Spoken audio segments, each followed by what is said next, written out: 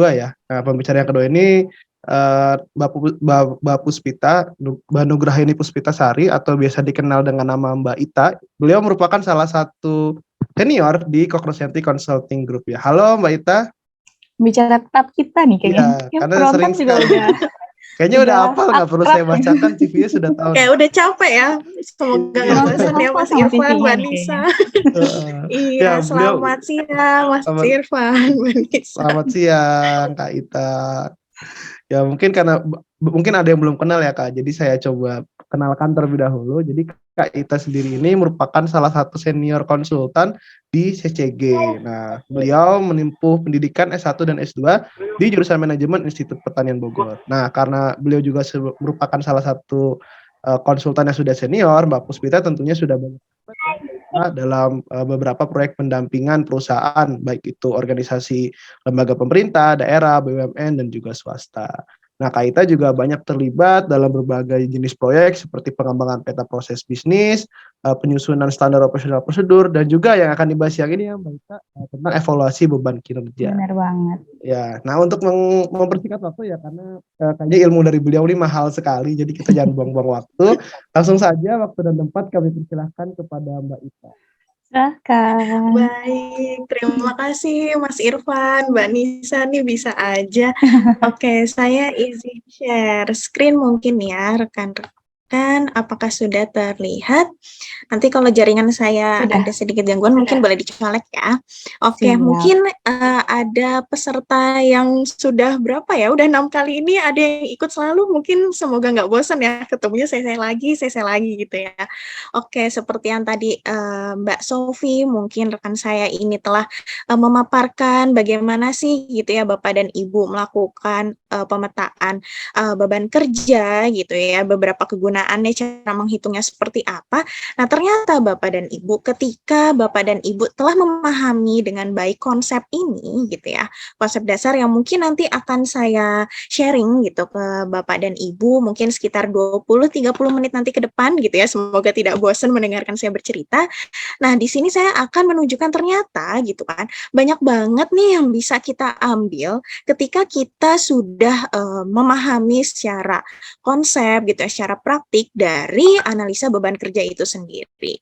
Oke, saya mungkin lanjut ke saya ingin memberikan atau sharing gitu ya kepada Bapak dan Ibu sekalian, apa sih tindak lanjutnya gitu ya, setelah kita memetakan apakah memang hanya berhenti sampai oke, karyawan di departemen apa, dia jumlahnya 5, atau departemen apa harus berkurang berapa. Nah, ternyata tidak sempit hanya di lingkup itu saja Bapak dan Ibu. Nah, mungkin nanti ya sebelum saya bercerita, izinkan saya berkenalan dulu, mungkin semoga tidak bosan bertemu saya lagi. Nah, mungkin yang Bapak Ibu belum pernah bertemu dengan saya mungkin lebih sering dipanggil Mbak Ita atau Mbak Puspita. Nah, saya mendampingi banyak kemarin terkait proyek-proyek penyusunan proses bisnis di beberapa kementerian, lembaga pemerintah daerah, maupun juga saya mendampingi kegiatan beberapa di BUMN maupun swasta. Nah, mungkin Bapak dan Ibu di sini sebelum nanti saya akan menjabarkan ke depannya ya, apa sih yang ingin saya bahas dalam 20-30 menit ke depan. Nah, ini saya memberikan framework supaya Bapak dan Ibu punya pandangan apa sih yang akan saya bahas gitu ya. Tadi kan mungkin Mbak Sofi telah lebih detail nih analisa beban kerjanya atau workload analysis itu untuk memetakan mana nih untuk formasi yang ideal. Nah, kalau kita mundur gitu ya, ini salah satu saya ambil dari pengalaman saya mendampingi salah satu BUMN dalam melakukan revitalisasi organisasi atau review organisasi. Jadi dalam kita melakukan review organisasi, mungkin tadi ya beberapa di awal telah disampaikan, ketika kita telah menentukan gitu tadi bisa manfaatnya untuk restrukturisasi organisasi. Nah, sebenarnya Bapak dan Ibu, kalau kita mundur gitu ya tahapannya, itu adalah beberapa langkah-langkah sebelum kita sampai ke tahap analisa beban kerja. Itu yang pengalaman pandangan saya mungkin ya, nanti kalau misalnya kita bergeraknya dari analisa bahan kerja dulu ke belakang itu juga bisa. Nah, yang ingin saya jelaskan yang pertama itu mungkin nanti keterkaitan dengan job analysis atau dokumen-dokumen apa ya, mungkin lebih ke job desk Bapak dan Ibu nanti seperti apa kaitannya, kemudian nanti dalam mundur ke yang sering saya sampaikan itu adalah terkait proses bisnis dan nanti terkait RACI.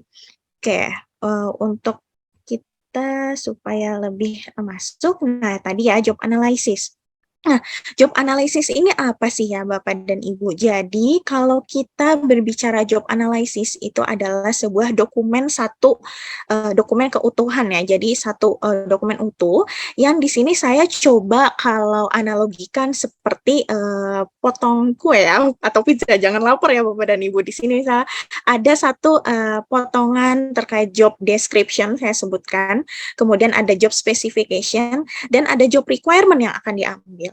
Nah, singkat cerita, satu potong ini yang bernama job description itu adalah bagaimana menjelaskan dia nanti berisikan rincian tugas dan fungsi, tanggung jawab, aspek-aspek yang harus apa sih yang saya kerjakan di departemen saya tuh harus mengerjakan apa gitu kan. Baru nanti itulah yang seharian Bapak dan Ibu lakukan gitu misalnya dalam tadi ya analisa bahan kerja yang tadi Mbak Sofi telah sampaikan. Nah, di situ ada uraian penjelasan Bapak dan Ibu harus melakukan apa. Nah, ini biasanya kita sebut adalah job description gitu ya. Nah, di mana job description ini lebih menggambarkan pekerjaan dan tugas tadi yang akan dilakukan. Nah, kemudian kalau saya balik gitu ya ke potongan yang selanjutnya gitu kan. Nah, di sini ada potongan yang saya beri nama job specification gitu ya. Nah, apa sih bedanya antara job description dan job specification? Nah, ini seringkali suka kebalik-balik ya mungkin Bapak dan Ibu. Nah, kalau job specification itu adalah persyaratan kualifikasi minimal yang kita harus atau kandidat itu intinya memiliki kualifikasi tertentu untuk duduk gitu ya di jabatan tertentu atau untuk mengerjakan pekerjaan-pekerjaan tertentu seperti itu. Nah, kualifikasi minimal ini yang biasanya nanti juga bisa dituangkan atau disisipkan gitu ya dalam uraian tugas, misalnya orangnya nanti harus apa, dan nanti mungkin berkaitan dengan analisa bahan kerjanya nanti harus seperti apa, itu yang tadi saya sebut job specification. Nah, tadi dua potong tadi ada potongan job description, job specification. Nah, sekarang yang potongan yang diambil gitu kan atau yang keluar gitu kan. Nah, ini supaya menganalogikan bahwa ketika dokumen yang tadi kita buat job description dan job specification kita ambil gitu ya. Atau kita kita bawa gitu kan. Dalam sebuah proses kita sebut rekrutmen. Nah, itu nanti namanya akan berubah menjadi job requirement. Jadi di mana nanti kan pasti ada biasanya kalau Bapak Ibu mau masuk ke lowongan pekerjaan gitu ya, ada job requirement terkait misalnya konsultan harus memiliki tugas bla bla bla bla bla, keterampilan bla bla bla gitu kan. Nah, misalnya ini bisa nanti akan jadi dokumen persyaratan. Nah, singkat cerita, kenapa sih gitu ya? Dari tadi saya ngomongin tiga potong mungkin potong apa ya, martabak manis mungkin ya biar nanti ini. Nah, 3 potong itu apa sih hubungannya dengan analisa beban kerja? Nah, 3 potong ini Bapak dan Ibu, kalau kita perhatikan yang tadi saya ambil satu contohnya itu adalah job description. Nah, ini adalah salah satu contoh job description. Ini saya ambil langsung dari salah satu gitu ya, saya ambil contoh dummy, salah satu proyek yang saya tangani. Nah, di sini kita ambil contohnya untuk yang analisa bahan kerjanya yang sudah terisi. Mungkin tadi kalau Mbak Sofi menjelaskan pendekatan ABK tadi ya, mungkin Bapak dan Ibu kenal yang tugas gitu ya. Nah, ini kita basically-nya melihat gitu kan, biasanya job description itu yang sudah tertera Bapak dan Ibu, nanti di sini akan ada. Nah, ini contohnya misalnya di umum ya, bagian umum nanti di sini ada 1, 2, 3, 4, 5 dan seterusnya. Begitu. Jadi nanti Bapak dan Ibu bisa dari job description yang ada bisa dianalisis lebih lanjut gitu kan. Mana nih pekerjaan-pekerjaan yang Bapak dan Ibu lakukan. Nah, nanti Bapak dan Ibu misalnya ketika telah dihitung, ini contohnya ya, misalnya di sini dapat angka 12,15. Nah, karena ini, pembulatan tadi ya, kata Mbak Sofi, per ini 5, jadi dia dibulatkan ke bawah. Nah, sehingga di sini misalnya membutuhkan 12, pegawai. Misalnya Bapak dan Ibu, nanti akan ada tambahan-tambahan misalnya, oh ada arahan dari pimpinan kita, menambah misalnya menjadi 30 karyawan, dengan ada beberapa output-nya berubah dan lain sebagainya. Nah, itu nanti bisa dihitung, dipetakan dalam tabel ini, dan nanti Bapak dan Ibu, kotak yang ini, yang saya mungkin titik-titik merah, itu nanti bisa saling menyesuaikan, dan ini bisa kita ambil gitu kan, untuk sebagai bahan masukan nanti di dokumen job description Bapak dan Ibu, seperti itu. Nah, contohnya ini saya ambil lagi salah satu contoh dummy di salah satu proyek yang, kita tangani juga. Nah, nanti kan pekerjaannya misalnya yang tadi di sini, oh nomor 1, nomor 2 diganti karena ternyata ketika exercise atau ketika dihitung ABK dan lain sebagainya, ini ada penyesuaian perbaikan, otomatis nih nanti misalnya uraian pekerjaannya di sini akan menyesuaikan. Jadi saling menyempurnakan Bapak dan Ibu, karena ini adalah living dokumen yang memang seharusnya akan dievaluasi secara bertahap. Nah, seperti itu. Kemudian misalnya tadi, dokumen yang kedua itu adalah terkait job specification atau persyaratan minimal gitu kan kita dalam mengerjakan sebuah pekerjaan. Contohnya, misalnya nanti ada salah satu kegiatan di dalam hal ini, ada yang hapus, ada yang hilang gitu kan. Nah, nanti job specification yang ada ini misalnya dalam satu, ini ambil contoh ya, nanti misalnya ada beberapa keterampilan yang dihapus karena ada mungkin, apa ya namanya, penghapusan kegiatan gitu ya yang ada. Nah, nanti ini bisa diupdate gitu, misalnya dicoret, ada beberapa yang sudah tidak inline lagi gitu kan, harus terupdate. Jadi memang saling menyempurnakan gitu ya. Ketika kita telah melakukan penghitungan ABK, kita bisa menyempurnakan dokumen.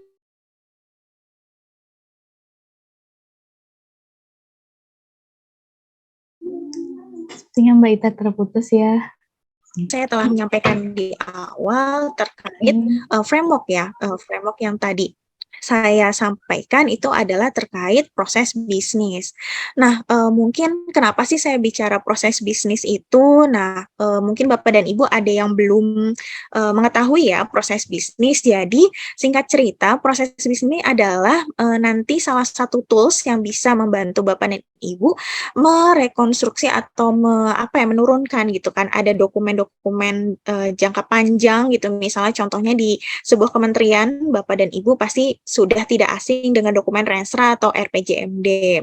Nah, kemudian nanti akan ada misalnya program-program atau kegiatan yang ada gitu kan, yang nanti diturunkan. Nah, karena ini bukan webinar atau BIMTEK proses bisnis, jadi mungkin saya sekilas ya Bapak dan Ibu. Jadi nanti ingin mendengarkan bagaimana proses bisnis, bisa tadi ikut ke BIMTEK yang tadi sudah disampaikan oleh Mas Irfan dan Mbak Nisa. Nah, lanjutnya Bapak dan Ibu, tadi yang saya bilang, proses bisnis ini adalah tools, gitu ya. Yang sisi sebelah kiri ini adalah atau strategi-strategis adalah sasaran-sasaran Bapak dan Ibu, mungkin yang tadi ya di dokumen RPJMD atau RJPP Bapak dan Ibu. Bagaimana kita menurunkan yang sangat strategis tersebut bisa sampai ke operasional gitu kan, kita menggunakan peta proses bisnis. Nah, ternyata Bapak dan Ibu, proses bisnis ini juga sebagai bahan nanti untuk masukan untuk struktur organisasi gitu ya. Nanti gimana sih ceritanya akan saya ceritakan di belakang. Nah, kemudian proses bisnis kalau kita kenal itu nanti akan mengelompokkan proses-proses gitu kan, di mana akan menghasilkan output yang bernilai tambah gitu. Mungkin nanti saya sedikit sekilas. Nah, ini salah satu metode yang sering kita gunakan untuk mendampingi beberapa klien-klien kami, yaitu tadi mungkin sudah Mas Irfan sampaikan di awal terkait metode 3 dimensi. Nah, salah satunya di dalam metode 3 dimensi, kita akan kenal dengan cross functional map atau peta lintas fungsi. Nah, peta lintas fungsi ini otomatis kan biasanya itu, mungkin saya skip sedikit ya, ini proses bisnis karena saya tidak detail dengan probis. Nah, ada salah satu gambar, contohnya ini ya, sudah terlihat. Nah, cross functional map atau peta lintas fungsi ini kalau Bapak Ibu perhatikan di sisi sebelah kiri, itu akan ada pelaku-pelaku atau divisi-divisi yang terkait, gitu ya. Atau kalau tadi materi sebelumnya di sini nanti akan menjelaskan cross functional atau lintas unit mana saja nih yang berperan gitu kan. Nah, nanti ketika ada sedikit perbedaan di misalnya hasil pemetaan pegawai yang mengakibatkan misalnya kita akan melakukan revitalisasi organisasi atau review organisasi, otomatis gitu ya Bapak dan Ibu, proses-proses yang cross functional ini yang melibatkan orang-orang itu juga pasti akan nanti berdampak dan berubah. Seperti itu. Nah, singkat cerita gitu kan, selain dari proses bisnis, nanti yang pelaku-pelakunya akan berubah, hal yang selanjutnya ingin saya sampaikan itu adalah terkait Raci Matrix gitu ya. Mungkin di sini saya menyampaikan dulu singkat ini ya, singkat cerita bagaimana sih Raci Matrix. Jadi nanti lebih lengkap kita bertemu di BIMTEK ya Bapak dan Ibu. Nah, Raci Matrix itu apa? Raci Matrix ini adalah satu tools juga untuk menggambarkan peran dalam menyelesaikan sebuah pekerjaan yang dibagi menjadi 4 kelompok gitu kan. Kelompok yang pertama itu adalah responsible, di mana dia adalah unit kerja yang banyak gitu kan, misalnya banyak menjadi penanggung jawab gitu kan di sebuah pelaksana kegiatan. Kemudian accountable ini adalah pihak yang misalnya bertanggung jawab atas substansi tersebut. Consult itu adalah unit kerja gitu kan, atau sekelompok pelaku yang akan berperan sebagai supporting. Kemudian inform ini adalah misalnya ketika kegiatan itu sudah dilakukan, mana unit yang memerlukan informasi dari kita. Nah, yang tadi saya sampaikan terkait proses bisnis atau cross functional map gitu kan, yang di sisi sebelah kiri ini Bapak dan Ibu, nanti akan ada perubahan peletakan unit kerja kalau kita melakukan restrukturisasi organisasi. Nah, Raci itu nanti akan memetakan Bapak dan Ibu di pelaku-pelaku yang sebelah kiri ini, Bapak dan Ibu, mana sih pelaku yang berperan sebagai responsible, accountable, konsal, dan inform gitu ya. Dan nanti bisa dipetakan misalnya ke masing-masing itu apakah satu kegiatan aktivitas tersebut, mana yang konsal, mana yang inform, dan lain sebagainya. Nah, apa sih hubungannya gitu kan nanti dengan tadi analisa beban kerja. Nah, nanti Bapak dan Ibu ketika Bapak dan Ibu melakukan restrukturisasi organisasi, nah ini salah satu yang kemarin saya lakukan ketika kita telah memetakan mana R, mana A, mana C-nya, mana I-nya gitu kan. Kita bisa mendapat satker mana nih yang mendapat nilai A, C, I-nya. Kemudian nanti kita bisa petakan mana nih yang ternyata divisi yang lot gitu kan. Lotnya tuh besar, contoh di sini. Saya ambil contoh divisi F deh, yang di sini misalnya 10 R-nya. Oh, ternyata lot yang dia kelola itu besar loh gitu kan. Mana nih besarnya tuh mana? Nah, show me gitu kan, show me, tunjukkan kenapa dia bisa besar gitu kan, dan kenapa dia misalnya diajukan sebagai misalnya pecah gitu kan, 2 divisi. Nah, itu bisa nanti dilihat dari pertama dokumen yang tadi ini, gambar peta lintas fungsi yang telah tergambar Bapak dan Ibu gitu kan. Kita bisa menunjukkan memang kegiatannya tuh banyak gitu kan. Sudah banyak, terus kemudian kita sandingkan lagi dengan hasil ABK-nya misalnya per orang nih Mbak gitu kan. Yang mengelola kegiatan dari A sampai Z ini yang tergambar dari peta lintas fungsi ini, ternyata ada misalnya jumlahnya memang kita membutuhkan 50 orang gitu kan. Tapi yang ada di unit kerja kita misalnya hanya 10 orang gitu. Jadi kita memang ada judgement gitu kan, yang tidak dasar hanya pada mungkin CKMP ya, atau cara kira-kira menggunakan perasaan gitu, kayak perasaan saya kerjanya banyak deh, perasaan saya kerjanya banyak deh, gitu kan nggak ini ya, Bapak dan nggak objektif. Nah, dengan adanya, peta lintas fungsi ini yang juga telah dipetakan dengan RACI, Bapak dan Ibu punya judgement nih, "Oh, memang unit kerja kami itu secara nilai RACI itu overload loh," gitu kan. Ketika nanti dihitung juga dengan ABK, ternyata juga memang kita membutuhkan pegawai yang amat sangat banyak gitu. Nah, ini mungkin bisa menjadi nanti dasar Bapak dan Ibu untuk, mengajukan misalnya dalam melakukan restrukturisasi organisasi. Nah, nanti ini kalau menggunakan RACI, ini kalau di BIMTEK nanti akan saya sedikit ajarkan ya kenapa harus, RACI, statistik, dan lain sebagainya. Nah, yang ingin saya sampaikan mungkin di sini adalah, jadi Bapak dan Ibu tadi kalau di awal ya, yang dokumen yang sisi sebelah kiri ini adalah uraian-uraian gitu kan, yang sebetulnya kalau kita ambil contoh di sini misalnya nomor 2 ini saya udah kasih notes, misalnya mengelola legal agent. Nah, legal agent itu misalnya telah tergambar dari peta level N atau cross functional map, satu judulnya namanya pengelolaan legal agent gitu kan. Misalnya nanti akan ada banyak alur gitu kan, memang akan ada banyak. Jadi kalau ada penyempurnaan nanti di ABK atau lain sebagainya, ternyata menghilangkan misalnya tugas nomor 2 yang otomatis juga nanti akan berdampak ke gambar peta level N yang tadi. Jadi yang tadi ya keriting-keriting itu yang seperti ini misalnya contohnya nanti akan, menjabarkan gitu, apa sih alurnya, kenapa sih bisa segitu lama, kenapa sih, periode aktivitas mungkin di sini ya, tadi Mbak Sofi sedikit bilang, periode aktivitasnya misalnya, dalam sebulanan waktu penyelesaiannya ternyata lama gitu kan, kenapa bisa lama ya? Nah, ini nanti bisa dianalisa lebih lanjut di, peta lintas fungsi yang telah digambarkan itu tadi. Nah, contoh selanjutnya, misalnya nomor 3 di sini ada, yang sudah dihitung ABK misalnya, nah di sini agak cukup banyak nih, misalnya contohnya di sini dalam setahun menganalisa, mengkaji permasalahan, telaahan, bla bla bla bla, misalnya ini tergambar dalam, peta level N pengelolaan pendapat hukum gitu kan, dengan misalnya di sini waktu penyelesaian ternyata kuarteran, wah kuarterannya akan sangat lama ya misalnya kayak gitu, kenapa sih lama? Gitu.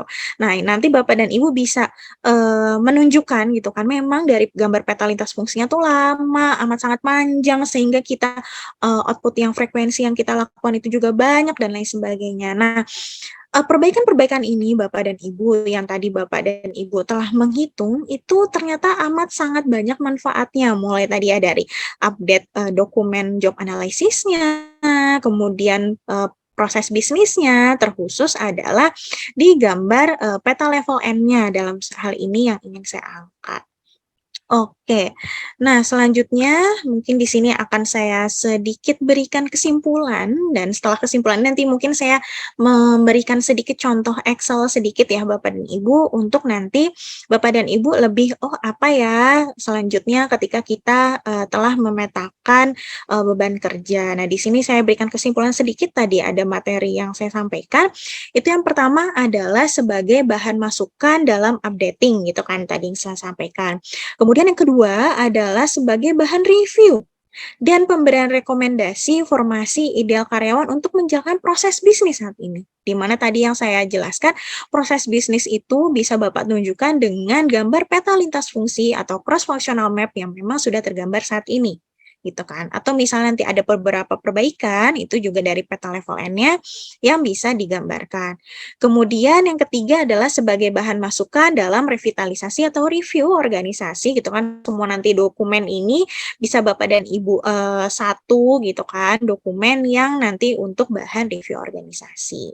Nah, Bapak dan Ibu sedikit gitu ya, di sisa waktu saya sedikit, ini saya ingin memberikan contoh gitu kan. Kemarin saya ada salah satu ya ini saya ambil, saya share screen dulu. Oke, apakah sudah terlihat materinya Mbak Nisa atau Mas Irfan? Sudah, Kak. Sudah, Sudah, Kak. Oke, nah Bapak dan Ibu, ini saya ambil salah satu, rangkuman gitu ya, ini saya tutup ya, tutup ini salah satu klien kami. Nah misalnya di sini, ada misalnya mereka itu telah mengisi formulir yang tadi Mbak Sofi kasih tunjuk gitu kan, atau saya tadi juga telah menunjukkan ke Bapak dan Ibu, ada yang mengisinya misalnya 8, 7 dan lain sebagainya. Nah, ini singkat cerita. Nah, ini ada yang sampai mengisi ternyata 57 orang Bapak dan Ibu.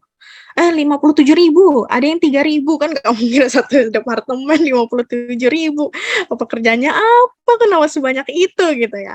Nah, kemudian selanjutnya itu adalah tim kami gitu kan dari CCG akan melakukan review gitu. Review terhadap form yang telah diisi gitu kan. Ternyata ketika dihitung memang hanya 13. Kalau dari jumlah pegawai yang sekarang tuh cuman beda 1 loh gapnya gitu kan. Nah, ini kita saling bantu koreksi. Misalnya ternyata memang ada dia telah mengisi misalnya 6, existing sekarang 17 gitu kan. Ternyata ketika konsultan telah mengecek, oh memang 6 kok gitu kan. Ternyata memang harus ada mutasi misalnya sebanyak 11 pegawai gitu kan ke unit kerja yang lain. Nah, nanti ketika telah misalnya di sini dihitung gitu kan ada berapa sih gapnya formasi yang ada. Nah, ini nanti bisa Bapak dan Ibu lakukan analisis lanjutan gitu ya. Jadi nanti di sini misalnya ternyata dari 1.200-an gitu kan, hampir 1.300 ini berarti ya. Hampir 1.300 karyawan ternyata di saat ini gitu loh untuk menjalankan semua kegiatan itu adalah formasi idealnya itu masih kurang sekitar 400-an karyawan misalnya gitu kan. Nah, ketika nanti dihitung kalau ada pertanyaan, kira-kira nih Mbak, kan departemen saya tuh misalnya hanya tambahan 1 nih misalnya di sini ya row 5 misalnya ada tambahan 1 pegawai, kok ada yang misalnya butuhnya 28 gitu kan. Nanti kalau ditanyakan lagi, secara idealnya berapa sih gitu kan, gap analisis berapa sih gap antara formasi gitu kan, formasi yang jumlah karyawan saat ini gitu kan. Nah, untuk menjawab pertanyaan itu Bapak dan Ibu nanti bisa dilakukan misalnya di sini statistika ya, nanti misalnya dihitung gitu kan, dihitung ternyata dalam saat ini kondisinya itu adalah kalau misalnya akan ditambahkan kekurangan pegawai misalnya ada perlu penambahan maksimal 12 atau pengurangan min 5. Jadi yang misalnya nanti lebih-lebih atau kurang dari ambang batas ini, yang selanjutnya di sini saya tulis bisa dilakukan konfirmasi ulang gitu. Jadi nanti konfirmasi ulang lagi apakah memang gitu kan mereka mengisi periodenya itu atau output atau apa yang tadi ya Mbak Sofi sampaikan dibanyak-banyakin aja biar karyawannya banyak gitu kan. Nanti perlu dikonfirmasi ulang lagi. Nah, kemudian misalnya Bapak dan Ibu misalnya salah satu departemen yang ada di sini yang ternyata ini saya kasih clue kalau dia ternyata masih di dalam ambang batas. Nah, ini boleh dilakukan penambahan yang sifatnya mungkin nanti tentatif, harus diskusi dengan pimpinan atau juga misalnya tadi tidak ada penambahan tapi ternyata beban kerjanya misalnya dibebankan kepada pegawai yang saat ini. Itu case-nya kalau ternyata Bapak dan Ibu masih di dalam ambang batas gitu ya. Nah, kalau yang misalnya ternyata sudah lebih atau ternyata di sini ada yang butuh tambahan 28 orang nih gitu kan, banyak banget gitu kan. Nah, ini bisa langkah yang pertama adalah nanti bisa dilakukan segera gitu kan pemenuhan supaya tidak di luar ambang gap batas. Ada juga yang nanti segera dilakukan penambahan misalnya beban kerja ke pegawainya. Jadi bisa tentatif 2 ya, apakah nanti akan ditambah atau ditambahkan pegawainya atau tidak ditambahkan pegawai tapi yang pegawai sekarang yang akan mengerjakan itu banyak. Nah, tadi mungkin Mbak Sofi telah menyampaikan nanti bisa ini lanjutannya diisi atau dihitung untuk masing-masing pegawai di mana tadi poin kedua ini telah disampaikan oleh Mbak Sofi, nanti nilai FTE per orangnya seperti apa, kemudian tadi telah saya sampaikan ya poin 4 dan 5 ini terkait bahan evaluasi proses bisnis dan untuk pembaruan job desk, dan nanti untuk peningkatan kompetensi pegawai. Jadi misalnya nanti untuk mengerjakan beberapa pekerjaan ini dengan kompetensi pegawai yang ada, itu nanti bisa dimaksimalkan.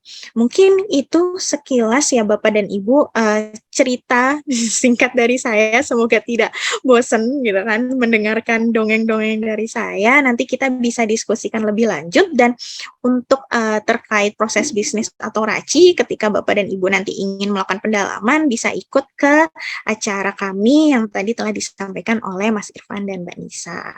Oke, sebagai penutup saya kembalikan ke moderator. Oke, terima kasih Mbak Ita atas materinya yang sangat komprehensif sekali ya Irfan ya. Iya, luar biasa sekali. Iya, sangat menambah wawasan untuk kita semua pastinya ya tentang evaluasi kinerja pegawai. Oke, mungkin kemudian sambil webinar ini berjalan, kami memohon kesediaan Ibu dan Bapak untuk mengisi form evaluasi yang telah dibagikan oleh panitia di kolom chat. Jadi bagi Bapak dan Ibu yang bertanya-tanya nih seputar materi Mbak Sofi ataupun Mbak Ita, mungkin bisa langsung bertanya di kolom chat Zoom terlebih dahulu, karena sebelum ke sesi tanya jawab, kita mau membagikan door prize lagi ya Irfan ya, sisa door prize kita nih. Betul sekali.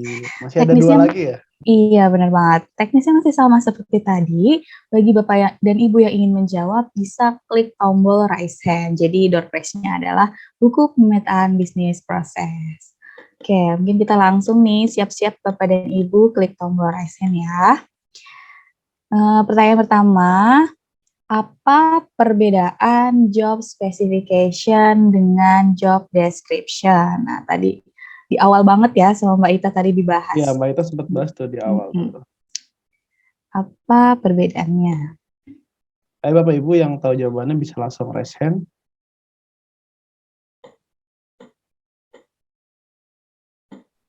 Tadi Mbak Ita sempat bahas itu di awal. Nah, dari Pak Adi. Pak Adi Pratomo dari PUPR. Silahkan Pak Adi. Selamat sore, maaf. Oke, masih di jalan.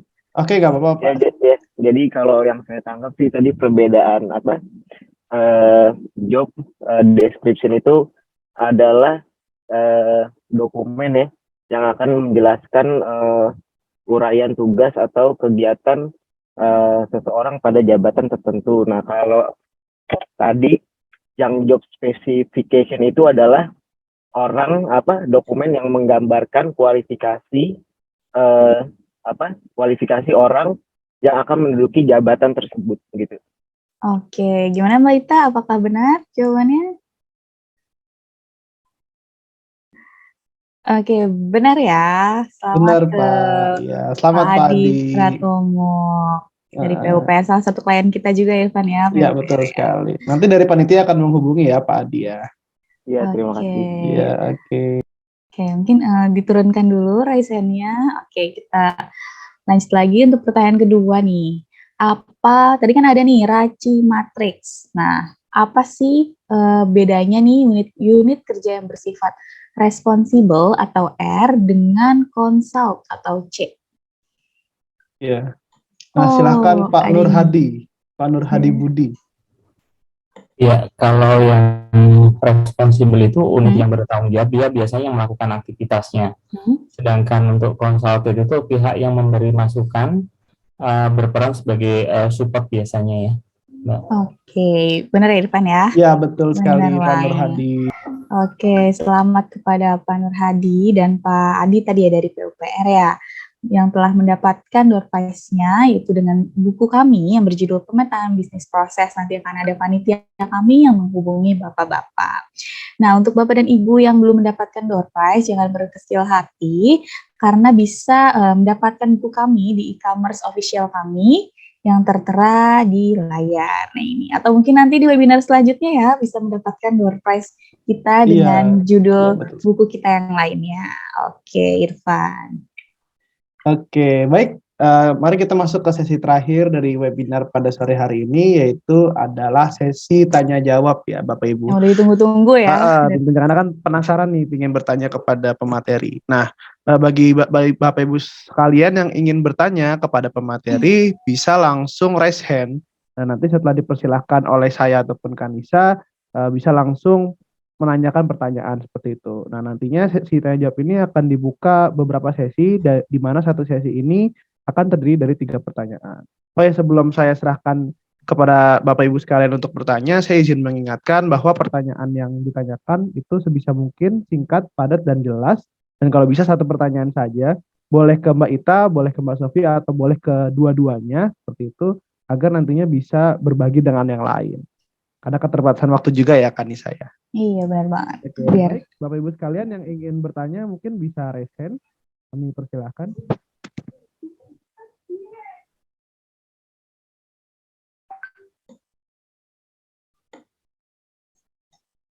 oke, coba mungkin kita cek di chat Zoom siapa aja ada yang sudah bertanya.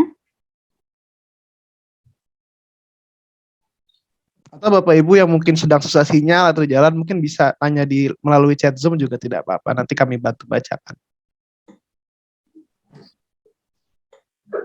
Izin Bapak Ibu, Oke. Amar dari Kemenko. Oke, silakan Pak Amar. Oke, silakan Pak Amar. Satu saja barangkali ya, saya kebetulan juga lagi sedang di jalan, jadi tidak bisa terlalu ini. Menarik sekali apa yang disampaikan, baik itu secara substansi, teori, bahkan normatif regulasinya ya. Nah, saya di tahapan penyusunan analisis beban kerja aja sih yang kadang-kadang menjadi agak problem kita untuk bagaimana memastikan bahwa terutama ya dengan metodologi tugas per tugas ya dalam penyusunan ABK ini, kemudian kita memberikan semacam self assessment bagi unit kerja ya dalam menentukan output apa yang dihasilkan, kerjaannya apa, berapa waktunya, kemudian berapa lama menyelesaikan itu. Kadangkala di posisi kita di unit yang mengelola organisasi dan tata laksana ya, tidak sampai sejauh memahami apa yang disampaikan oleh unit kerja. Maksudnya begini, dalam perumusan tugas per tugas, kemudian output yang akan dihasilkan, waktu menyelesaikan berapa lama, sehingga akan ketemu jumlah pegawai yang dibutuhkan. Yang lebih tahu kan unit per unit nih, unit kerja. Kira-kira trik apa saja sih yang perlu kita lakukan untuk memastikan, memvalidasi bahwa yang disampaikan oleh unit kerja itu benar atau ada biasnya. Ini sih yang perlu juga barangkali penajaman di sisi itu, sehingga betul-betul kebutuhan yang dihitung itu real kondisinya. Terutama bagi unit kerja di instansi pemerintah. Unit kerja di instansi pemerintah itu relatif. Ada yang kalau di sekretariat itu jelas disparitasnya kelihatan. Tapi kalau unit teknis itu mirip-mirip. Unit A, unit B, unit C itu mirip. Contoh kita di Kemenko. Itu masing-masing deputi itu mirip. Baik itu bisnis, proses, uraian tugas. Yang membedakan itu hanya objek atau substansi yang menjadi ruang lingkup tugas dan fungsi unit kedeputian tersebut, bahkan sampai di level SDP-nya ya. Adapun bisnis prosesnya sama. Nah, ketika kita menemukan perbedaan hasil jumlah perhitungan antara unit satu dengan unit lain, terus terang kami merasa agak sedikit bimbang dalam mengambil keputusan ya. Walaupun di ujungnya ya kita serahkan, karena memang yang tahu adalah unit kerja, kemudian output yang mereka hasilkan yang tahu adalah unit kerja sih. Walaupun kita kemudian melakukan klarifikasi ke sasaran atau target kinerja yang ditetapkan ya. Tapi detail atau item-item dalam rangka mendukung target kinerja tersebut yang harus dicapai, output yang harus dicapai dalam rangka mendukung target kinerja itu kan banyak sekali. Nah, ini yang tahu adalah unit kerja. Kira-kira bagaimana caranya untuk memastikan kita di sisi unit yang mengelola organisasi, penataan organisasi itu bisa melakukan validasi yang lebih akurat, sehingga kita bisa memberikan semacam pembanding kepada unit kerja, tidak hanya angka yang mereka sampaikan yang bisa ini. Mohon maaf ini saya nggak bisa on kamera karena teknis handphone saya. Itu saja barangkali pertanyaan dari kami. Terima kasih. Oke, terima kasih Pak Amar. Mungkin dijawab dulu kali ya mungkin ya. Mungkin dari Mbak Sofi ya. Iya, mungkin Mbak Sofi bisa menjawab. Oke, terima kasih Pak Amar dari Kemenko. Pak Amar ini dari Biro Hukum ya Pak? Biro Hukum dan Organisasi. Oke, Biro Hukum dan Organisasi. Ya, jadi sebenarnya bagi orang yang menghitung ABK memang tantangan besarnya di situ untuk bagaimana memvalidasi hasil atau hasil perhitungannya. Jadi jangan sampai karena ini dilakukannya oleh sendiri gitu, jadi self assessment jangan sampai langsung ACC terus kemudian kita keluar gitu angkanya segitu. Jadi kalau berdasarkan pengalaman kami itu biasanya kita ada pendampingan gitu. Pertama kita memang ada semacam workshop terlebih dahulu, semacam tutorial bagaimana cara untuk mengisi ABK. Kemudian setelah itu dari unit masing-masing silakan untuk mengisi dengan pemahaman mereka sendiri. Kemudian setelah mereka mengisi, nanti kami coba untuk analisa apakah di sini ada biasnya tadi, bias atau tidak. Jadi kita coba cek apakah ini masuk akal, misalkan mengerjakan dokumen sampai berbulan-bulan atau dan lain-lain. Jadi dari situ setelah pengisian tidak semerta-merta kita terima angkanya terus kita justifikasi oke, divisi ini departemen ini butuh pegawai sejumlah 15 misalkan. Tidak gitu. Jadi kita coba untuk olah kembali data itu. Kemudian bisa kita tanyakan lagi, cross check kembali apakah benar ini dilakukan segini. Kemudian juga kebetulan yang kami tangani juga swasta ya. Swasta juga punya permasalahan yang sama. Jadi ada divisi atau departemen yang mempunyai tugas yang sama, di mana yang berbeda itu hanya objek atau substansinya saja. Nah itu kan ada suatu ketika di mana divisi A mengisi untuk outputnya itu misalkan angkanya sekian, kemudian divisi B angkanya berbeda. Nah, dari situ kita coba untuk cari tahu mana nih yang sebenarnya realnya seperti apa. Jadi memang perlu diolah lagi setelah kita mendapatkan angka itu untuk dibicarakan lebih lanjut dengan unit terkait dengan unit teknis. Jadi memang tidak bisa langsung kita approve gitu, validasi begini kayak. Sementara untuk tadi kinerja sepertinya kalau untuk di kementerian lembaga itu sendiri kan sudah jelas ya ada IKU segala macam. Mungkin Mbak Ita yang lebih paham terkait kementerian lembaga nanti bisa menjelaskan bagaimana. Tapi untuk tadi terkait teknis bagaimana untuk memastikan bahwa ABK ini adalah angka yang dihasilkan adalah angka yang real gitu dan bukan karena self assessment, seperti itu Pak caranya. Mungkin dari Mbak Ita ada tambahan. Mungkin Mbak Ita ingin menambahkan. Silakan Mbak Ita. Mungkin menambahkan tadi ya, sebentar. Excelnya aku share dulu sedikit. Sudah terlihat. Nah sebetulnya yang tadi Pak Amar sampaikan itu adalah yang kita kita juga pernah alami gitu. Kita sebagai orang gitu kan netral di sini yang kita kurang paham secara teknis gitu kan. Bagaimana sih cara mengisinya? Bagaimana cara kita kan harus validasi gitu kan. Tapi supaya kita juga netral atau kita melihat tadi secara objektif itu tadi. Nah kita perlu sama-sama menyepakati dengan tim, mungkin dalam hal ini kalau kami biasanya dengan PIC yang di organisasinya. Nah, nanti itu Bapak perlu memahami misalnya dari periode aktivitas yang akan diisi, kemudian dengan frekuensi yang akan diisi, dengan misalnya di kolom G ini adalah contoh misalnya ada yang saya cukup ekstrim sih kemarin itu. Nah contohnya misalnya di sini, dia mengisi itu sampai 91.000 atau 40.000-an orang gitu kan. Apa iya gitu kan? Nggak mungkin, misalnya satu departemen atau satu bagian sampai segitu banyak. Nah ini kita perlu sama-sama menelaah bersama Bapak dan Ibu.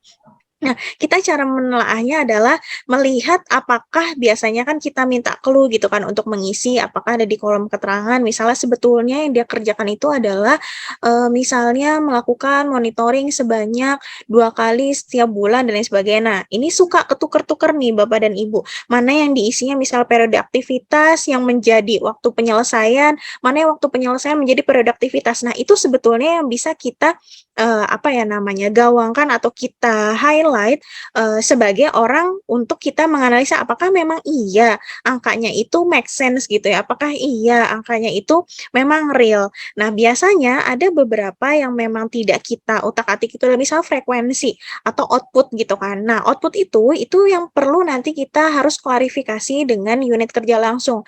Jadi nanti ditanya, apakah benar Bapak dan Ibu dalam setahun Bapak dan Ibu misalnya membuat 20 kebijakan gitu kan.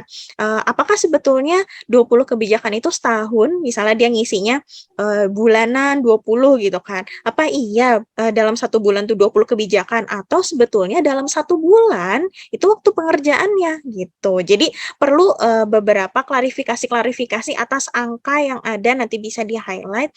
Nah, sehingga didapatlah misalnya hasil revisi dalam hal ini misalnya menjadi 9 atau 10. Nah, seperti itu.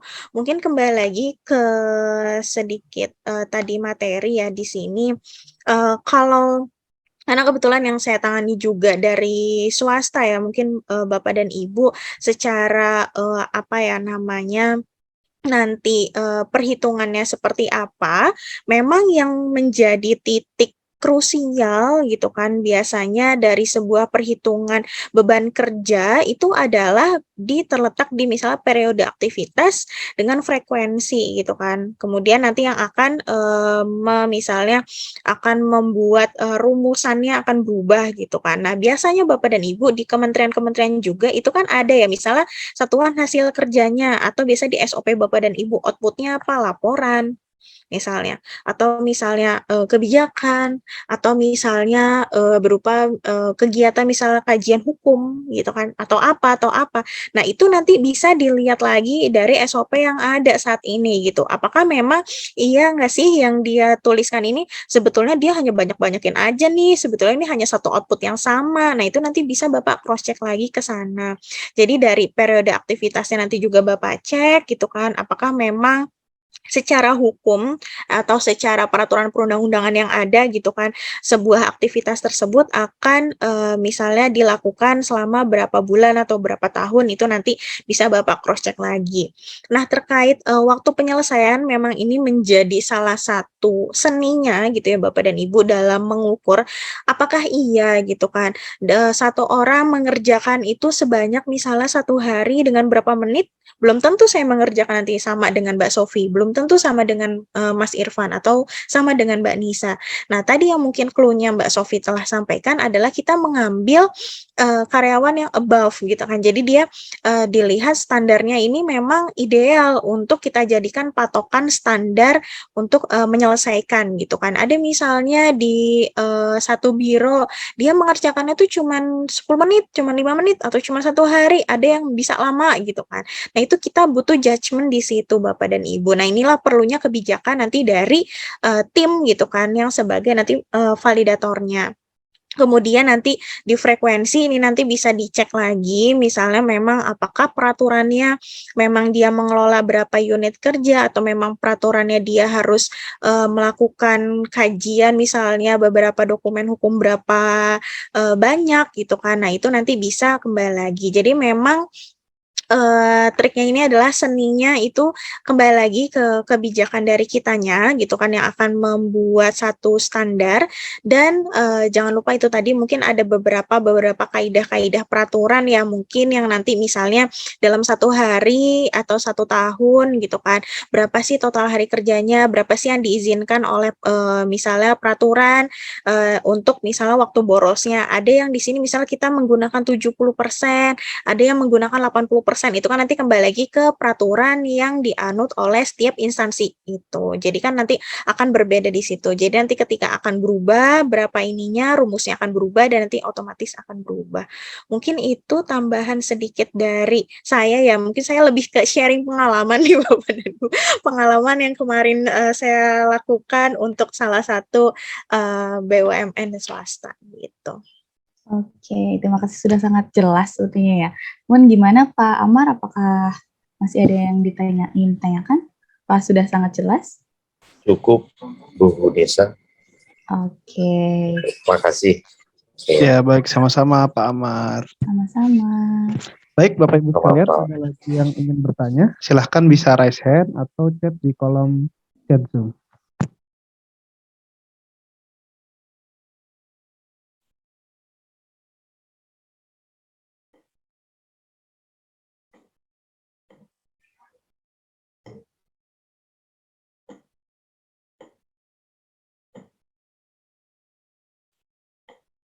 Oke, ini banyak dari kementerian nih mungkin, ya kan? Iya betul. Kira terkait pemetaan pegawai nih, Bapak Ibu, ada yang ingin tanyakan nih dengan Mbak Ita, Mbak Sofi, atau Mbak Sofi dan Mbak Ita, Pak ingin sharing-sharing lagi nih. Kebetulan kita lagi ada klien dengan BUMN ya Mbak Ita ya, untuk analisis beban kerja ya. Ya silakan Bapak Ibu jika ada yang mau bertanya. Jika sulit raise hand bisa lewat chat seperti itu.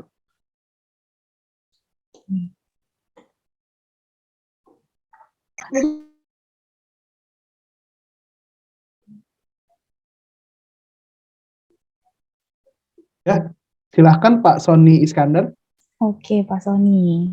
Ya, terima kasih sebelumnya. Assalamualaikum warahmatullahi wabarakatuh. Selamat siang menuju sore ya. Terima kasih atas materinya dari para pemateri, luar biasa. Banyak wawasan baru. Kebetulan saya ada di Business Development Engineering Services, dan ini membuka wawasan baru bagi saya. Nah, timbul pertanyaan, saya ingin menanyakan khusus mungkin ke narasumber yang ingin menjawab, bagaimana jika kondisinya katakan ada job title, kemudian analisis beban kerjanya itu tidak lebih banyak idle, karena sesuatu hal, misalnya karena kebijakan oleh suatu pemimpin atau pimpinan suatu departemen, suatu divisi atau apapun itu, kira-kira bagaimana solusi dari sisi perspektif analisa beban kerja jika ditemukan ada pegawai yang idle karena sebab-sebab tertentu? Seperti apa solusinya? Mungkin itu pertanyaannya. Terima kasih atas kesempatannya. Assalamualaikum warahmatullahi wabarakatuh. Waalaikumsalam warahmatullahi wabarakatuh. Terima kasih Pak Sony atas pertanyaannya. Ya mungkin Kak Ita ingin menjawab pertanyaan dari Pak Sony. Silahkan. Oke, mungkin sebentar ya. Oke. Jadi mungkin saya sedikit tanya dan klarifikasi ya Pak Sony. Ini tuh lebih pada dia itu tidak terletak di apa namanya tugas-tugas yang memang sudah eksplisit gitu ya Pak Sony. Jadi lebih banyak tugas-tugas tambahan seperti itu kah mungkin? Bukan. Katakan itu beban atau bukan desain kerja, the job description yang seperti yang disebutkan tadi itu lebih banyak idle-nya, tidak melakukan performing apa yang sudah di job description-nya, kemudian job analisisnya. Kalau ketemu dengan salah satu pegawai seperti itu, kira-kira seperti apa gitu dari perspektif analisa beban kerja? Jika ditemukan ada deviasi ya, ada deviasi atau pengecualian atau ada sesuatu yang tidak benar lah gitu istilahnya. Kira-kira seperti apa? Oke, dalam hal ini mungkin saya ingin klarifikasi ya Pak. Apakah memang pekerjaan tersebut sudah idle dari sejak lama, ataukah memang karena tidak adanya karyawan atau pegawai yang mungkin berkompeten atau misal memiliki wawasan terhadap sebuah pekerjaan yang telah tertuang itu Pak? Kalau dari segi kompetensi sudah tepat. Job description-nya, kemudian requirement-nya, job requirement-nya. Nah, jika kita temukan ada banyak idle, terjadi ke idle lah gitu ya istilahnya. Nah, kira-kira seperti apa yang hal kita sebagai katakan dari perspektif katakan sebagai dia di atas dari suatu pemimpin departemen, seperti apa harus kita lakukan ini? Kira-kira apa action pertama yang harus kita lakukan? Oke, saya izin jawab ya Pak. Kalau tadi mungkin di bagian materi saya itu analogi gelas gitu. Berarti ada gelas yang isi airnya cuma setengah gitu. Tapi di sini mungkin sepertinya perlu ada cross check lagi. Apakah ada pegawai yang gelasnya penuh tadi? Kalau tadi ada pegawai yang gelasnya penuh, kan bisa ditumpahkan airnya kepada gelas yang tadi tinggal setengah, yang masih setengah. Nah, tapi kalau misalkan dicek ternyata yang gelasnya setengah itu ternyata ada banyak. Nah, berarti kemungkinan bisa jadi ternyata dalam divisi itu ternyata kelebihan orang gitu. Kelebihan orang karena jika memang kondisinya secara tugas fungsi atau misalnya tanggung jawab semuanya sudah termasuk perhitungan, itu baik itu tanggung jawab utama, tanggung jawab tambahan atau tanggung jawab yang tadi insidental, jika semua sudah ter-include tapi ternyata ketika dilihat ternyata ada tetap pegawai yang idle tadi, bisa jadi karena itu memang divisinya kelebihan pegawai. Nah, kalau kelebihan pegawai itu pilihannya opsinya bisa mungkin menambahkan job desk pada di departemen tersebut, atau bisa jadi mutasi gitu dari perpindahan pegawai tersebut kepada departemen yang lain gitu, yang mungkin masih relate seperti itu. Kalau mungkin nanti tidak relate, mungkin ada proses di mana improvement atau gimana development, bagaimana mendevelop si pegawai tadi yang misalnya bidangnya A, kemudian mau dipindahkan ke departemen yang lain, bidangnya berbeda, dan di situ mungkin ada program HR-nya untuk peningkatan kompetensi atau dan lain sebagainya untuk penyesuaian. Itu, Pak. Oke. Baik, terima kasih. Bagaimana Pak Sony? Sudah cukup jelas Pak Sony? Cukup. Baik. Terima kasih. Oke, Baik, terima kasih Pak Sony. Ya, mungkin pertanyaan terakhir, ada yang ingin bertanya, silahkan bisa di raise hand atau melalui kolom chat.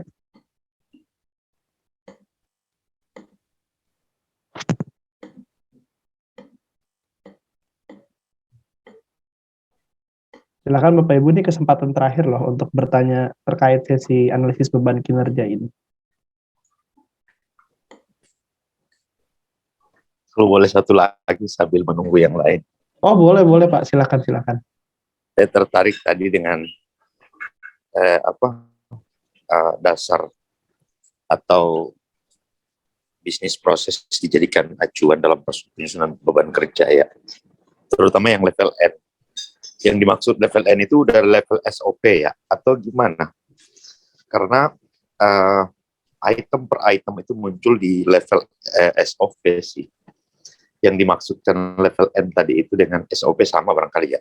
Itu sih singkat aja. Makasih. Oke, mungkin kalau ini sepertinya Kak Ita nih ya. Ya, betul, Master Matri of Kak Ita. Probis. Master Silakan Kak Ita. Oke, siap Pak Amar. Ini mungkin nanti bisa kita kalau ikut BIMTEK Pak, itu nanti kita discuss lebih ini ya rinci. Nah, saya menjawab tadi yang dimaksud terkait peta level N itu adalah kalau di Permenpan gitu ya Pak. Peraturan Permenpan nomor 19 tahun 2018 itu adalah dia menjelaskan bagaimana sebuah instansi pemerintah harus menggambarkan hubungan kerja gitu kan, yang efektif dan efisien antar organisasi, itu ada di pasal kedua. Nah, di dalam Permenpan tersebut itu sebetulnya ada dua macam metode yang sudah amat sangat banyak ini ya mungkin banyak organisasi ortala itu yang melakukan misalnya untuk nanti penilaian RB itu nanti untuk membuat proses bisnis. Nah, proses bisnis itu ada yang menggambar dengan metode BPMN dan ada juga yang menggambar dengan metode 3 dimensi. Nah, yang ingin saya di sini tadi sampaikan itu adalah salah satu metode untuk menggambar, sebetulnya sama dua metode ini antara BPMN dan 3 dimensi. Nah, nanti sama-sama kalau BPMN itu akan menyebutnya dengan gambar peta level N gitu. Kalau misalnya metode flowchart atau 3 dimensi itu nanti kita kenalnya dengan sebutan cross functional map atau peta lintas fungsi. Nah, nanti di mana kalau di maksudnya 3 dimensi, nanti di sini akan ada gambar pojok kiri atas, ini peta proses, kemudian yang di bawah nanti ada peta subproses, kemudian ada peta relasi yang pojok kanan atas, dan peta lintas fungsi gitu kan. Nah, peta lintas fungsi atau cross functional map atau peta level N ini sesungguhnya berbeda Bapak, dengan SOP. Kenapa saya bilang berbeda? Mungkin ini saya ulang share screen ya, supaya terlihat dengan jelas. Oke. Oke, apakah terlihat? Nah, SOP itu mungkin yang sudah sangat banyak gitu kan di unit kerja Bapak dan Ibu, itu adalah SOP-SOP yang ada di unit kerja gitu kan. Nah, peta level N atau cross functional map yang kita gambarkan itu adalah hubungan gitu kan, yang menggambarkan misalnya satu level kementerian, satu level organisasi gitu kan, atau satu level misalnya direktorat jenderal gitu kan. Bagaimana nanti dia keterkaitan lintas-lintas pelakunya. Nah, seringkali dan banyak case di beberapa kementerian adalah sudah lahir dan banyak SOP-nya, tapi belum ada orang tuanya gitu kan. Nah, istilahnya peta level N ini adalah orang tuanya dari SOP. Nah, jadi nanti peta level N atau cross functional map ini hanya menjelaskan siapa atau pelakunya tadi ya. Sebentar. Di sini di sisi sebelah kiri siapa dan melakukan apa dan bagaimana dia lintas unit kerjanya. Kalau SOP nanti di sini gambarnya akan ada mutu baku, di mana nanti akan ada dokumennya, akan ada frekuensinya misalnya berapa hari kerja dia melakukan, kemudian output kerjanya apa saja gitu kan. Nah, biasanya Bapak dan Ibu ketika tadi yang saya katakan misalnya analisa beban kerjanya nanti menunjukkan misalnya tadi di materi saya di terakhir ini adalah misalnya dalam satu misalnya peta level N atau cross functional map ternyata membutuhkan frekuensi yang kita kelola misal outputnya adalah sekitar 50 kegiatan per bulan dan ini kan cukup kalau kita lihat besar yang angkanya 7, sekian. Nah, dari peta level N ini siapa tahu gitu kan bisa nanti tergambar memang loh rincian detailing kegiatannya dari A sampai Z yang dikelola itu amat sangat banyak gitu kan. Dan kita memang membutuhkan orangnya banyak gitu. Di misalnya nanti ada salah satu pelaku di sini yang dimana nanti itu bisa dihitung dan dianalisa lebih lanjut gitu Bapak dan Ibu. Jadi memang keterkaitan ini nanti amat sangat membantu. Nah, ini biasanya akan bersinggungan dengan kalau di kementerian itu ada ini ya penilaian PMPRB itu nanti amat sangat membantu kita nanti untuk dilakukan pemetaan apakah memang unit kerjanya banyak ataukah memang ternyata ditulisnya tusinya banyak sekali tapi ketika digambar peta levelnya atau lintas fungsinya seperti ini sebetulnya tuh hanya beberapa kegiatan-kegiatan saja tidak terlalu banyak mungkin seperti itu Bapak dan Ibu. Jadi nanti kalau mau tahu terkait materi probis mungkin ini nanti di next sesi ya Bapak gitu. Mungkin itu sekilas jadi peta level N itu berbeda itu adalah di high levelnya untuk di atas SOP seperti itu Bapak. Tapi nanti gambar peta level N ini bisa menjadi rujukan nanti Bapak melakukan updating di SOP yang ada. Oke, mungkin itu Mbak Nisa, Mas Irfan. Atau bisa ikut BIMTEK kita ya Kak Ita ya? Oh iya bisa, nanti kita bicara lebih lanjut ya terkait proses bisnis. Oke, mungkin satu lagi nih pertanyaan terakhir nih dari kolom chat Zoom ada dari Pak Heri. Assalamualaikum, apabila dalam perjalanan melakukan ANJAP atau analisis jabatan untuk pemetaan dalam tugas fungsi tidak tercover, apa yang mesti dilakukan dan perbedaan probis dan SOP. Kemudian pada rincian di SOP, apakah bisa dipakai ke informasi jabatan untuk tugas pokok sesuai Permenpan. Tuh. Oke, kira-kira menjawab oleh Mbak Ita atau Mas Sofi? Gimana Mbak Sofi mau menjawab terlebih dahulu? Kita aja yang sudah paham soal SOP. Ini sepertinya ini ya Bapak dan Ibu lebih banyak terkait SOP Probis, ya? nanti kaitannya. Iya, probis. Jadi nanti kita bisa bicara lebih lanjut nih ternyata memang sangat bersinggungan ya. Jadi tadi dalam perjalanannya apakah untuk ada yang tidak tercover ya? Oke, jadi nanti gini Bapak dan Ibu, tadi kan di materi saya di awal gitu kan, misalnya ada yang ternyata beberapa tusi ini tidak tercover. Jadi kalau di metode yang biasa kita dampingi ya untuk menuliskan SOP, untuk menggambar probis itu kita ada 2 cara. Gitu. Cara yang pertama itu nanti adalah melakukan analisa dengan dokumen resra yang ada gitu kan, dengan dokumen proses bisnis misalnya yang ada sebelumnya. nanti dilakukan analisa. Ada juga yang nanti dilakukan analisa 2C gitu kan, berdasarkan SOTK yang ada. Nanti keluar nih misalnya kegiatan tugas fungsinya apa saja, outputnya apa saja, SOP-nya apa saja. Nah, idealnya semua yang tergambar gitu kan, yang ada di tugas dan fungsi, yang harus dicapai Bapak dan Ibu dalam dokumen Rensra, itu harusnya semuanya tergambar gitu kan, dalam dokumen SOP gitu kan. Nah, nanti Bapak dan Ibu kaitannya apa sih misalnya tugas dan fungsi yang ada tapi kok SOP-nya nggak ada gitu kan. Nah, nanti ini yang perlu tadi kita analisa, mana yang misalnya kita nanti ditulis nomor 1, 2, 3, 4, 5 ini adalah tugas dan fungsi Bapak dan Ibu misalnya yang ada di SOTK pekerjaannya melakukan apa.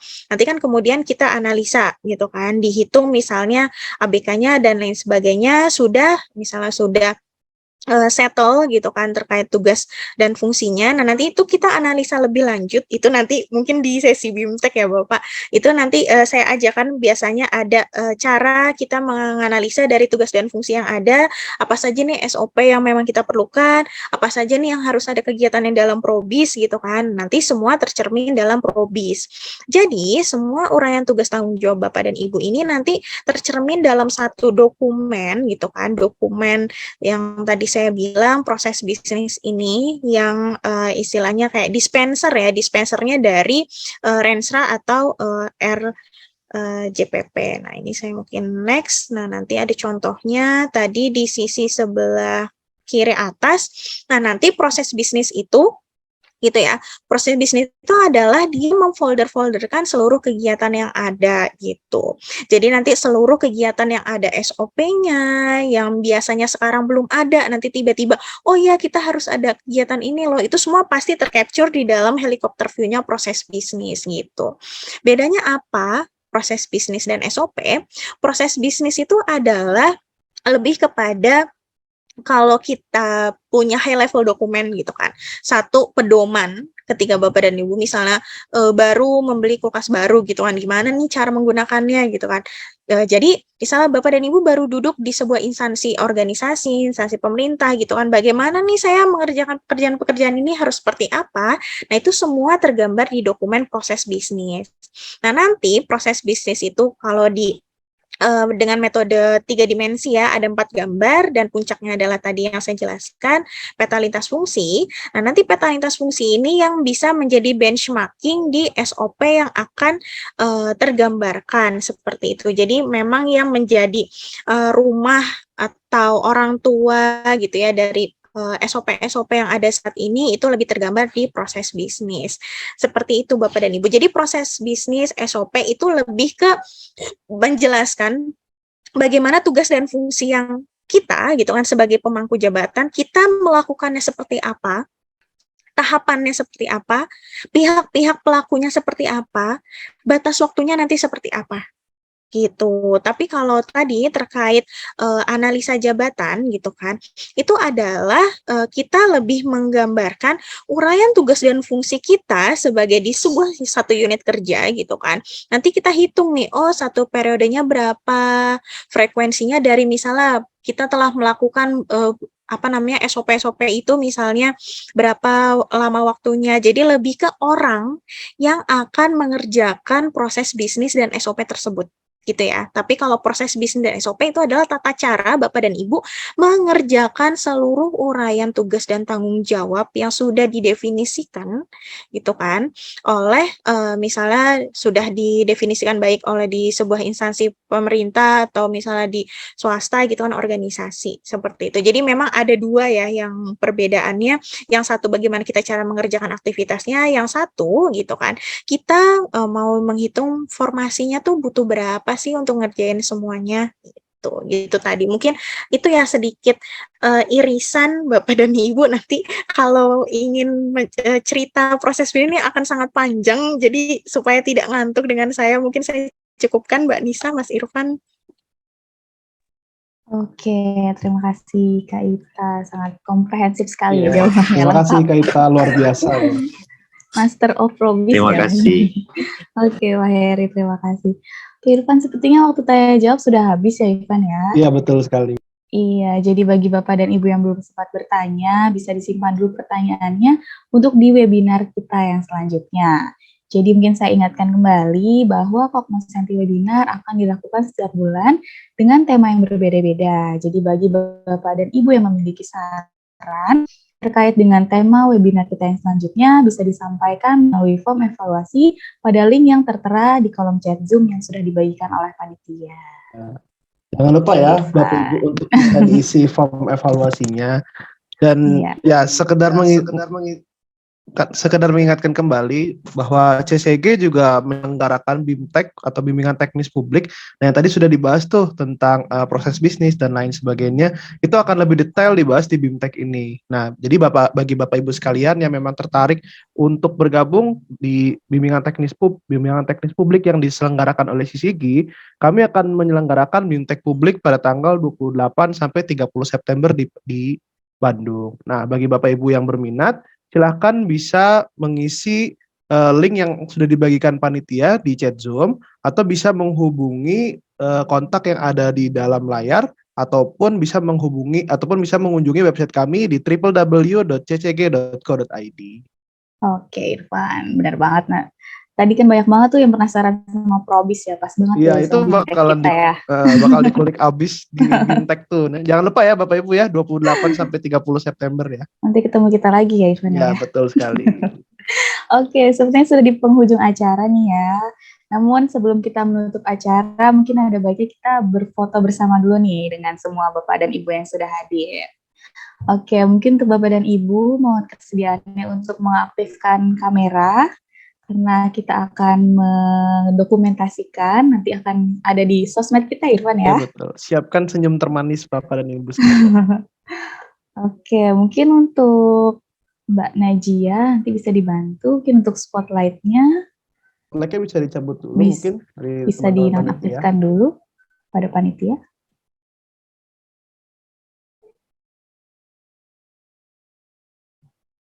Oke, ini ada berapa slide, Irfan? Ada 4 slide. 3 slide. Oh, di saya 4. Oke. Ya. Oke, mungkin karena kita nggak tahu nih ada di slide berapa ya, jadi untuk Bapak dan Ibu tetap stay senyum ya. Oke, untuk slide 1 untuk Mbak Najia mohon dibantu untuk screenshot. 1, 2, 3. Untuk slide 2. 1, 2, 3. Slide ketiga. 1, 2, 3. Ada lagi? Slide di saya ada 4 slide nih. Nah, slide keempat. 1, 2, 3. Oke, terima kasih untuk Bapak dan Ibu yang sudah hadir, dan kami ucapkan juga terima kasih untuk materi kita yang sangat luar biasa, Mbak Ita dan Mbak Sofi atas sharing-sharing materinya. Semoga bisa bermanfaat untuk kita semua. Mungkin kita applause dulu ya secara virtual ya. Ya, berikan tepuk tangan yang meriah ya Bapak dan Ibu. Secara virtual tapi. Oke, demikianlah Cognoscenti webinar dengan tema analisis beban kerja dalam melakukan pemetaan pegawai. Kami sebagai dan moderator pamit undur diri. Mohon maaf jika terdapat kesalahan kata dan kekurangan dalam pelaksanaan webinar. Semoga kegiatan ini bisa bermanfaat bagi Bapak, Ibu, dan kita semua. Oke.